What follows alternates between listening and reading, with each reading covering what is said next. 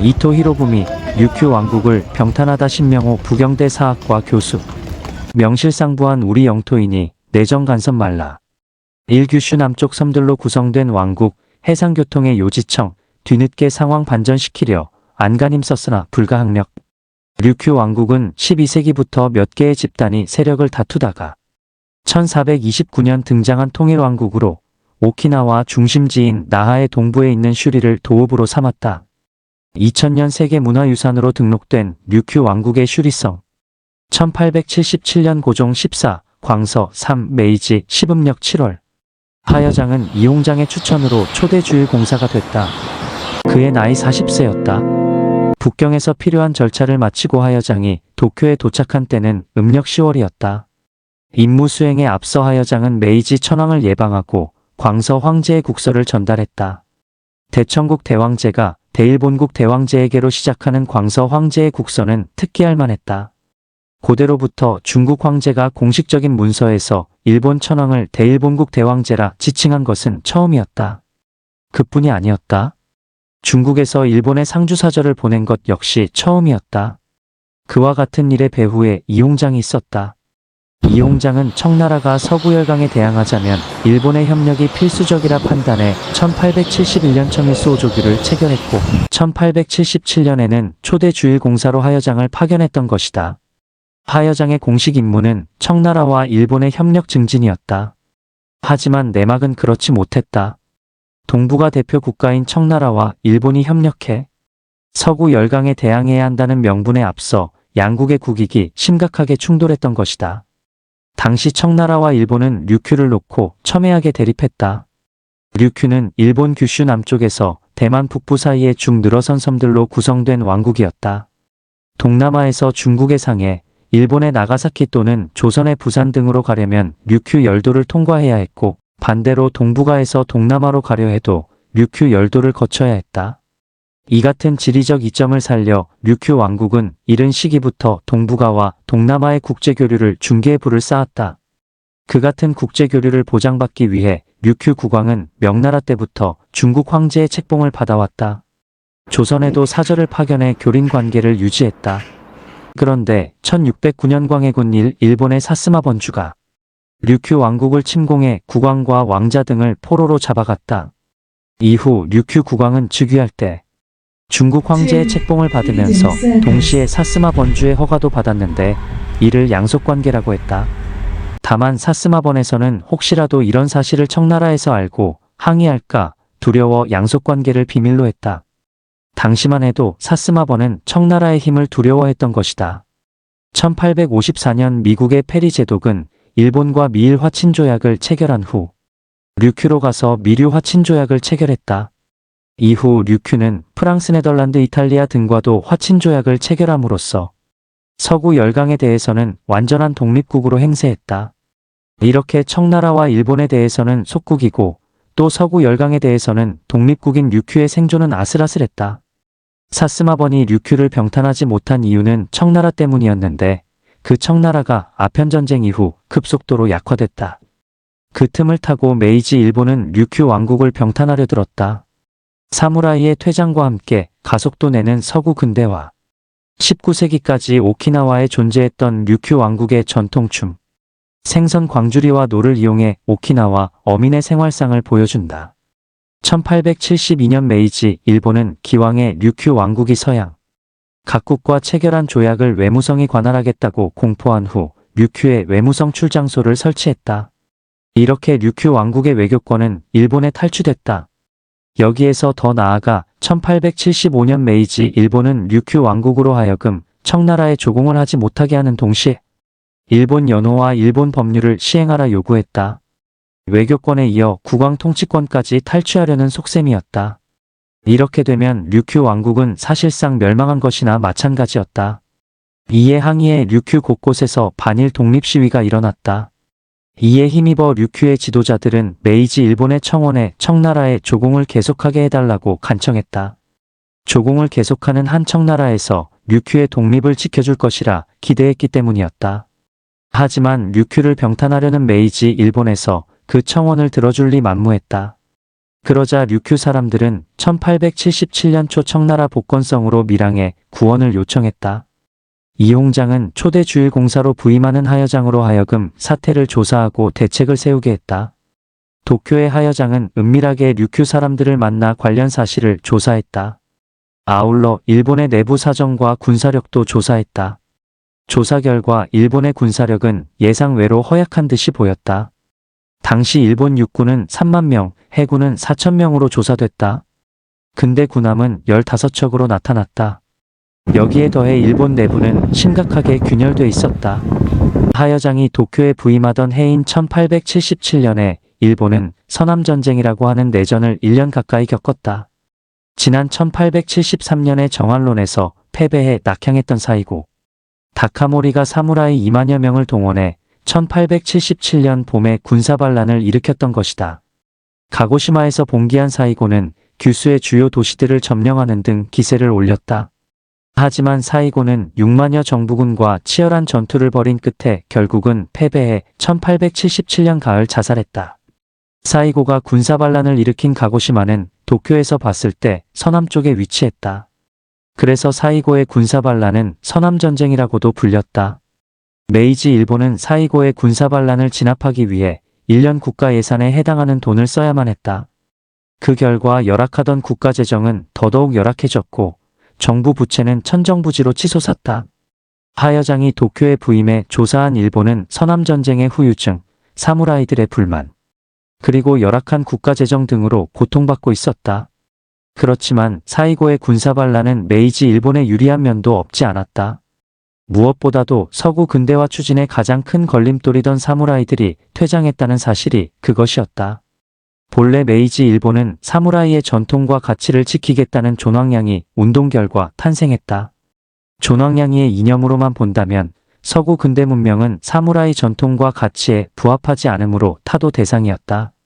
하지만 메이지 주역들은 서구 근대 문명의 우수성을 확인하면서 적극적으로 서구화를 추진했다.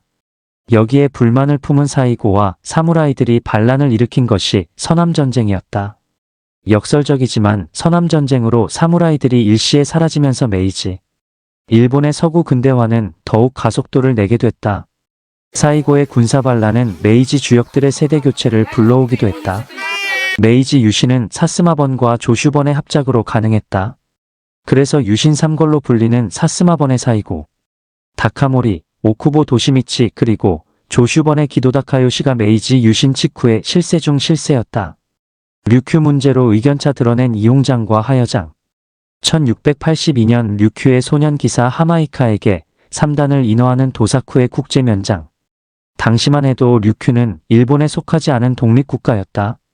사진일본 기원. 하지만 사이고의 군사반란으로 사이고는 자살했고 오쿠보는 사이고 자살 직후 암살됐으며 기도는 사이고의 군사반란 중 병사했다. 이렇게 사라진 유신 3걸의 자리는 다음 세대 인물들이 차지했다.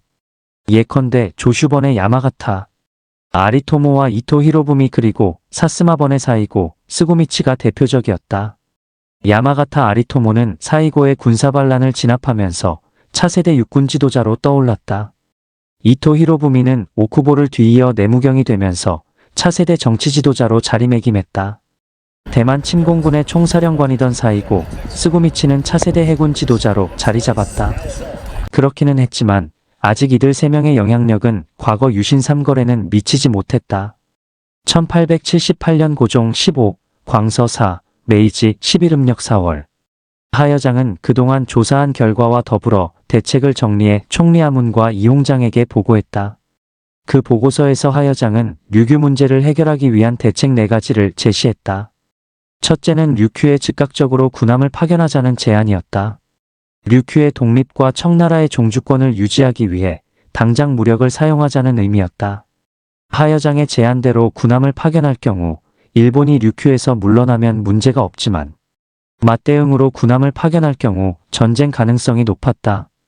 따라서 군함을 파견하려면 당장 전쟁을 각오해야 했고 당장 전쟁을 각오하려면 승산이 있어야 했다. 하여장은 현재 일본의 정부 재정과 군사력이 약화됐고 내부 역시 분열돼 있으므로 승산이 충분하다는 판단에서 즉각적인 군함 파견을 제안했다. 둘째는 청나라에서 공식적으로 류큐의 독립을 보증하자는 제안이었다. 이렇게 할 경우 일본이 반발에 항의하거나 아니면 굴복해 물러설 것으로 예상됐다. 굴복해 물러설 경우 문제가 없지만 만에 하나 일본이 무력을 동원하면서까지 반발할 경우 전쟁 가능성이 없지 않았다. 따라서 이 제안은 즉각적인 무력 개입은 아니지만 장기적으로는 무력 개입까지 염두에 두고 류큐의 독립을 보증하자는 제안이었다. 셋째는 말로 항의하자는 제안이었다. 하여장이 제시한 첫째 대책과 둘째 대책은 근본적으로 전쟁을 각오한 대책이었다. 다만 차이가 있다면 첫째 대책은 즉각적인 전쟁을 각오해야 했고 둘째 대책은 장기적인 전쟁을 각오해야 했다. 이에 비해 셋째 대책은 전쟁 가능성을 배제한 대책이었다. 전쟁을 배제하면 결국 남는 것은 말이었다. 하여장은 한 번 말해서 들어주지 않더라도 계속해서 말로 항의함으로써 일본의 불법을 세계에 폭로하자고 제안했다. 마지막으로 넷째는 류큐를 일본에 넘겨주는 대신 다른 곳에 땅을 받거나 배상금을 받자는 제안이었다. 이렇게 할 경우 청나라는 얼마 정도 돈을 받을 수는 있지만 모든 조공 국가들로부터 심각한 불신을 받을 것이 분명했다. 그럼에도 조공 국가인 류큐를 넘겨주고 돈을 받자는 것은 결국 체면이나 명분 대신 현실적인 실리를 택하자는 제안이었다. 이와 같은 네 가지 대책 중에서 하여장은 첫째 대책을 가장 현실적이라 생각했다. 반면 이홍장은 첫째 대책을 아주 비현실적이라 판단했다. 당시 청나라의 상황으로는 일본과 전쟁할 수 없다는 생각 때문이었다. 만약 일본과 전쟁할 경우 그것은 일본을 끌어들여 서구열강에 대항하겠다는 이홍장 자신의 구상이 깨지는 것이었다. 그것은 큰 틀에서 봤을 때 청나라에도 불리하고 일본에도 불리하다고 판단했다. 혹시라도 일본과 전쟁을 벌였을 때 러시아를 비롯한 서구열강이 침략한다면 청나라는 양쪽에서 협공당하게 되고 그렇게 되면 대책이 없다고 생각했던 것이다. 이에 따라 이홍장은 하여장의 네 가지 대책 중에서 말로 항의하자는 셋째 대책을 채택했다. 이치를 들어 말로 잘 타이르면 일본이 이해하고 수용할 것이라는 기대감에서였다. 이홍장은 넷째 대책에 대해서는 일고의 가치도 없다고 판단했다.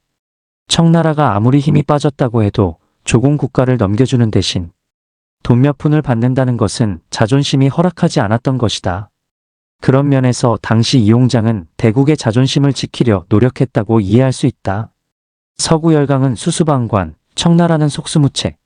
이토 히로부미는 메이지 유신 이후 일본의 총리 대신으로서 조선을 일본의 식민지로 만드는데 주도적 역할을 했다. 1909년 중국의 하얼빈 역에서 안중근 의사에게 사살됐다. 1878년 음력 5월 이홍장은 하여장에게 답장을 보냈다. 그 답장에서 이홍장은 춘추시대의 위인멸형과 거인멸증 두 가지 역사를 거론했다. 위인멸형은 위가 형을 병탄했을 때 강대국 제가 무력 보복을 하지 않았던 역사이며 거인멸증 역시 거가 증을 병탄했을 때 강대국 진이 무력 보복을 하지 않았던 역사이다. 춘추오패로 불리던 제와 진은 마음만 먹으면 무력 보복을 할 수 있었지만 그렇게 하지 않았다. 그렇게 한 이유를 이홍장은 지세 때문이라고 하였다. 즉 제나 진은 형이나 증을 살리기 위해 무력 보복을 할 수도 있었지만 지리적으로 너무 멀리 떨어져 있어서 부득이 포기했다는 의미였다. 요컨대 이홍장은 현재 청나라는 지리적으로 너무 멀리 떨어진 류큐를 살리기 위해 전쟁할 수는 없다고 답장한 셈이었다. 다만 이홍장은 류큐 병탄 다음에 벌어질 사태를 우려했다. 류큐가 일본에 병탄되는데도 청나라가 아무 조치도 취하지 않는다면 일본은 더 큰 욕심을 부릴 가능성이 있었다. 예컨대 류큐 다음에 대만과 조선, 더 나아가서는 청나라 본토 자체를 노릴 수도 있었다. 이를 방지하기 위해 이홍장은 대만 방어를 강화하면서 동시에 일본의 말로 항의할 필요가 있다고 강조했다. 이홍장은 우선 대만에 군함을 보내 군사력을 강화해야 한다고 했다. 그렇게 하면 일본은 혹시라도 청나라가 무력 보복을 준비하는 것이 아닌지 불안해할 가능성이 있고 설사 불안해하지 않는다고 해도 대만 침략 야욕을 분쇄할 수 있다고 생각했던 것이다. 이 같은 조치 후 일본 정부를 향해 말로 항의하면 효과가 있을 것으로 기대했다. 이홍장은 하여장에게 보낸 답장에서 항의하는 방법 두 가지에 대해서도 언급했다. 첫째는 하여장이 직접 일본 정부에 항의하는 방법이었다. 둘째는 류큐와 화친조약을 맺은 미국, 프랑스, 네덜란드 등 서구열강으로 하여금 일본 정부에 항의하도록 공작하는 것이었다. 이 방법에 따라 하여장은 자신이 직접 일본 정부에 항의했다. 반면 일본 정부는 1609년부터 류큐는 양속관계였고 1874년 대만 침공 이후부터는 명실상부 일본 영토라는 논리로 맞섰다. 즉 류큐는 일본 내부 문제이기에 청나라의 항의는 곧 내정 간섭이라고 했던 것이다. 결국 하여장이 말만 가지고 하는 항의는 전혀 효과가 없었다. 서구열강으로 하여금 항의하도록 만들려는 공작 역시 효과가 없었다. 미국, 프랑스, 네덜란드 등 서구열강은 청나라와 일본의 갈등에 괜히 말려들려 하지 않았다. 서구열강은 모두 수수방관이었다. 설상가상 일본 정부는 청나라에서 류큐 문제를 쟁점화하자 더 강력하게 나왔다. 아예 류큐 왕국을 병탄하고 그곳에 현을 설치했던 것이다. 현을 설치한다는 것은 류큐 왕국을 일본의 내지 영토로 편입함으로써 청나라의 항의를 내정 간섭으로 공식화하겠다는 의미였고, 그것은 곧 더 이상 항의하면 내정 간섭으로 간주해 가만히 있지 않겠다는 뜻이기도 했다. 류큐 왕국을 병탄하고 현을 설치한 사람은 이토 히로부미였다. 그는 1878년 양력 5월 14일에 내무경 오쿠보 도시미치가 암살되자 다음날 내무경에 임명됐다. 이토는 류큐 문제는 일본 내부 문제라 주장하며 내무경인 자신이 앞장서서 류큐 문제를 해결하겠다고 했다. 이토는 주일 청국 공사 하여장의 항해 배후에 류큐 사람들의 독립청원이 있다는 사실을 잘 알았다. 아울러 청나라가 무력 조치는 취하지 않고 말로만 항의하는 것은 전쟁 의사가 없다는 뜻임도 잘 알았다. 그래서 일본이 류큐 왕국을 병탄하고 현을 설치하더라도 청나라가 무력으로 보복하지 않을 것이라 판단했다. 이홍장, 미국 통해서 대역전 노렸으나 미국 제18대 대통령 제위 1869만 1877 율리시스 그랜트, 남북전쟁 승리의 상징적 인물로 공화당 주도로 남부 재건에 앞장섰다. 이토는 내무 대서기관 마쓰다 미츠유키에게 명령해 류큐 병탄 대책을 강구하게 했다. 마쓰다는 류큐를 오키나와 현으로 만들고 번주는 도쿄로 옮겨 살게 하자는 초안을 마련했다. 그런데 곧바로 그렇게 할 경우 류큐 사람들이 크게 반발할 것이 분명했다. 이 점을 우려한 마쓰다는 류큐 국왕이 스스로 외교권과 사법권을 일본 정부에 귀속시키겠다는 각서를 제출하게 하자고 제안했다. 당시 류큐의 외교권과 사법권은 이미 외무성 출장소와 내무성 출장소에서 장악하고 있었지만 이를 류큐 국왕으로 하여금 공포하게 만들자는 의미였다. 만약 제안대로 각서를 제출하면 그것을 명분으로 삼아 류큐를 현으로 편입하고 제출하지 않으면 또 그것을 명분으로 삼아 무력 점령해 현으로 편입하자는 것이 마쓰다의 구상이었다. 1878년 양력 12월 27일 마쓰다 초안은 가기에 붙여졌는데 논의 결과 류큐의 마쓰다를 파견해 국왕으로 하여금 일주일 이내에 외교권과 사법권을 포기한다는 각서를 제출하게 하고 만약 거절한다면 무력을 써서 점령하기로 했다. 마쓰다는 1879년 고종 16 광서 5 메이지 12 양력 1월 8일 요코하마를 출항해 25일 류큐에 도착해 가게 결정을 전달했다. 하지만 류큐 사람들은 동의하지 않았다. 마쓰다는 본관은 곧바로 귀경에 복명할 것이니 마땅히 처분을 기다리시오라고 최후 통첩을 보내고는 일본으로 귀국했다. 결국 1879년 양력 3월 11일 메이지 천황은 류큐를 오키나와 현으로 편입한다는 칙명을 내렸다. 다음날 마쓰다는 경찰 160명, 군사 400명을 인솔하고 요코하마를 출항해 25일 류큐에 도착했다. 뒤이어 양력 4월 4일에 류큐 왕국을 오키나와 현으로 편입한다는 명령서가 류큐 곳곳에 공포됐다. 이로써 류큐 왕국은 공식적으로 일본에 병탄됐다. 결과적으로 말로써 류큐 문제를 해결하고자 했던 이홍장의 시도는 이토 때문에 실패로 돌아갔다. 이홍장과 이토의 대결에서 이토가 승리했던 것이다. 이렇게 류큐 병탄을 놓고 청나라와 일본을 대표해 충돌했던 이홍장과 이토는 이후에도 계속해서 대결을 지속해 나갔다. 그런데 그 즈음 미국의 제18대 대통령을 역임했던 그랜트가 청나라를 방문했다. 그랜트 전 대통령은 미국의 남북전쟁 때 북군의 총사령관으로서 전쟁을 승리로 이끈 영웅이었다. 남북전쟁 이후 미국의 제18대 대통령에 당선돼 1869년부터 1877년까지 8년간 재임했다. 1879년 당시에도 차기 대통령 출마를 준비하는 등 상당한 영향력을 가진 인물이었다. 그랜트 전 대통령은 일본의 류큐 병탄이 청일 양국의 전쟁으로 비화하지 않을까 우려해 현지 조사차 청나라와 일본을 방문하게 됐다. 이홍장은 1879년 음력 윤 3월 21일에 그랜트의 방문 소식을 들었다. 그때 이홍장은 그랜트를 이용해 이미 결판난 류큐 병탄 문제를 역전시키고자 했다. 당시 이홍장은 일본 사람들은 미국을 마치 호부처럼 받든다고 평가했다.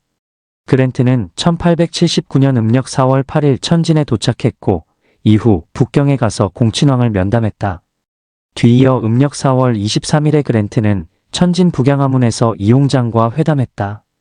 이홍장과 그랜트 사이의 오간 대화는 그 당시 동북아에서 미국의 영향력이 어느 정도였는지 또 미국의 영향력을 이홍장이 어떻게 이용하려 했는지 잘 보여준다는 점에서 아주 중요하다. 이홍장과 그랜트의 대화 중 핵심 내용을 뽑아보면 다음과 같다. 그랜트 이 일은 내가 일본에 가서 주일 미국 공사에게 물어보고 자료를 조사한 후 다시 결정하도록 하겠습니다. 이홍장 만약 주일 미국 공사가 말하기를 일본이 이미 류큐를 병탄했으니 말해봐야 소용없습니다 라고 한다면 귀하는 버려두고 논의하지 않을 것입니까? 그랜트 주일 미국 공사가 그런 말을 하지는 않을 것입니다. 또한 주일 미국 공사는 내가 대통령 재임 시 일본의 공사로 파견한 사람입니다. 그는 공명정대하고 명성이 있는 사람입니다. 지금 주일 미국 공사로 있으니 류큐 사태와 관련된 문제는 그에게 묻는 것이 마땅합니다. 설령 끝내 주일 미국 공사에게 묻지 못하게 된다면 내가 직접 일본 천황과 대신에게 묻고 논의하도록 하겠습니다. 부영사 패식 W N PTHIC 주청 미국 공사가 함께 일본에 가서 주일 미국 공사를 도울 것입니다. 조선 류큐 등 속국이라고 분명하게 밝히지 않았습니다. 이홍장 중미 조약 제1조는 만약 타국이 어떤 불공정하고 경멸하는 일이 있으면 상호간에 알린 후 반드시 서로 도와 잘 조치한다 등으로 말했대. 지금 일본의 류큐 병탄은 진실로 청나라에 대해 불공정하고 경멸하는 일이 아닙니까? 그랜트 영어 조약문을 한번 자세히 본 후 진실로 불공정하고 경멸하는 일에 관계됩니다. 미국이 조정하는 것이 또한 조약의 뜻과 서로 일치합니다. 이홍장 중국과 일본의 수호조규 제1관 양국의 소속 방토는 각각 예로서 대우하여 침몰함이 없이 해 안전하게 한다는 등의 구절을 가르쳤다. 그랜트 영어 조약문을 한번 자세히 봤다. 부영사 패식 애석합니다. 일본과 조약을 맺을 때 조선 류큐 등 속국이라고 분명하게 밝히지 않았습니다. 이홍장 방은 속국이고 토는 내지이니 방이 곧 조선 류큐 등 속국이라는 뜻입니다. 그랜트 류큐는 스스로 한 나라인데 일본이 마음대로 병탄에 스스로 팽창하고자 하니 중국이 다투는 것은 몹시 타당합니다. 또한 앞으로는 속국에 관한 조항을 별도로 세운다면 좋을 듯합니다. 이홍장 귀하의 소견이 아주 대단합니다. 제발 부탁합니다. 제발 부탁합니다. 이홍장 여미국격전 총통오담 전략 광서 5년 1879 4월 23일 위에 따르면 그랜트는 이홍장의 논리에 크게 공감을 표시했다. 이에 따라 그랜트는 도일한 후 청나라의 입장에서 류큐 문제를 거론하게 됐다. 이는 동북아 문제에 미국이 적극적으로 개입하기 시작했다는 의미이며 그것도 청나라의 입장에서 개입하기 시작했다는 뜻이었다. 그런 미국을 이홍장은 더 적극적으로 이용하고자 했고 그 결과 미국의 동북아 개입은 더더욱 강화될 수밖에 없었다. 위의 대화에서 조선과 관련된 내용으로 주목할 만한 것은 부영사 패식에 애석합니다. 일본과 조약을 맺을 때 조선 류큐 등 속국이라고 분명하게 밝히지 않았습니다 라는 발언이었다. 청일수호 조규에서 소속 방토라고만 애매하게 표현하지 않고 조선 류큐 등 속국이라고 명기했다면 일본의 류큐 병탄은 불가능했을 것이라는 말이었다. 따라서 앞으로는 소속 방토라고 애매하게 표현하지 말고 조선 류큐 등 속국이라고 명기하는 것이 좋겠다는 충고였다.